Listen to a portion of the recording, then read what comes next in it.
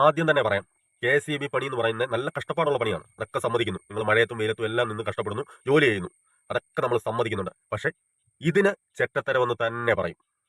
Video കണ്ടു നോക്കാം. ബാക്കി എത്ര ഒറ്റയിടുന്നല്ല സാർ, ഞാൻ ഒറ്റയിടുന്നല്ല, ഞാൻ കാര്യം പറയുന്ന. നിങ്ങൾക്ക് ഇത്ര ബോധമുണ്ടോ? നിങ്ങൾ ലിറ്റർ ചെയ്താ അതെ, നിങ്ങൾ ഡയറക്റ്റ് പറയാോ? നിങ്ങൾ പറയാൻ നിങ്ങളുടെ പേര് വിനോദനല്ലേ? നിങ്ങൾ ഇനി പറയാം, ഇന്നലെ വൈകുന്നേരം ഞാൻ ഇത് കംപ്ലൈന്റ് ചെയ്തപ്പോൾ നിങ്ങൾ ലെറ്റർ നോട്ട് ചെയ്തതിന്റെ നമ്പർ എല്ലാം മേടിച്ചു. നിങ്ങൾ ഇത്ര ചെയ്ത് തന്നാൽ മതി. മരത്തേന്ന് കറണ്ട് അടിച്ചിട്ട് ആർക്കും ഒരു കംപ്ലൈന്റ് ആർക്കൊന്നും പറ്റില്ലെന്ന് എഴുതാ നിങ്ങൾ വിളയാർക്കൊന്നും ഇവിടെ തന്നെ തീരുമാനം ഉണ്ടാക്കിയിട്ടേ തന്നെയുള്ളൂ. നിങ്ങൾ തൊട്ട് പൊട്ടം കളിപ്പിക്കണോ നിങ്ങൾ? ആണ് നിങ്ങൾ അറിയുന്ന ഓഫീസാണ്. അല്ല, നിങ്ങൾ പറഞ്ഞ അങ്ങനെയല്ലോ. രാവിലെ ഒന്ന് ശരിയാക്കി തരും. താഴെ ആരെയാ പഠിപ്പിക്കുന്നത്? കയ്യാങ്ങനെ അടിച്ച മോറെ പിടിയോ?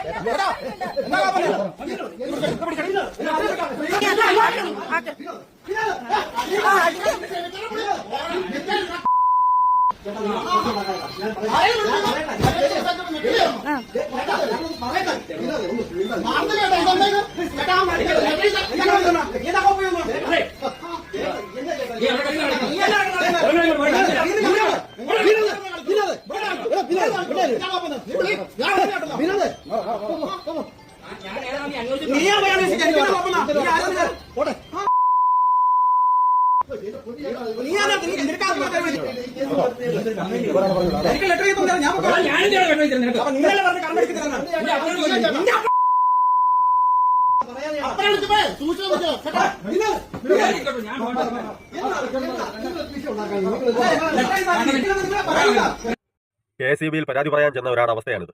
എന്തൊരു അഹങ്കാരമാണ് ഇവർ കാണിക്കുന്നത്. ജനങ്ങളുടെ നികുതി പണത്തിൽ നിന്നും ശമ്പളം മേടിക്കുന്ന ഉദ്യോഗസ്ഥന്മാരാണ് ഇതുപോലുള്ള ചെറ്റത്തരം കാണിക്കുന്നത്. ചാടി അവരെ അടിക്കാൻ ചെല്ലുകയാണ്.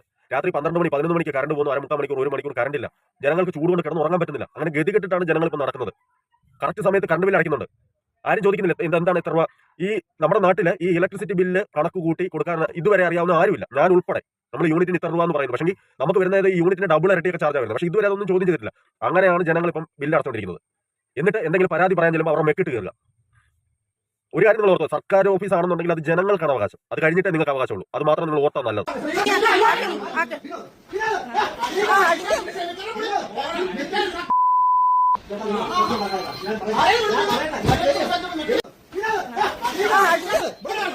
ആദ്യം തന്നെ പറയാം, KCB പണി എന്ന് പറയുന്നത് നല്ല കഷ്ടപ്പാടുള്ള പണിയാണ്. അതൊക്കെ സമ്മതിക്കുന്നു. നിങ്ങൾ മഴയത്തും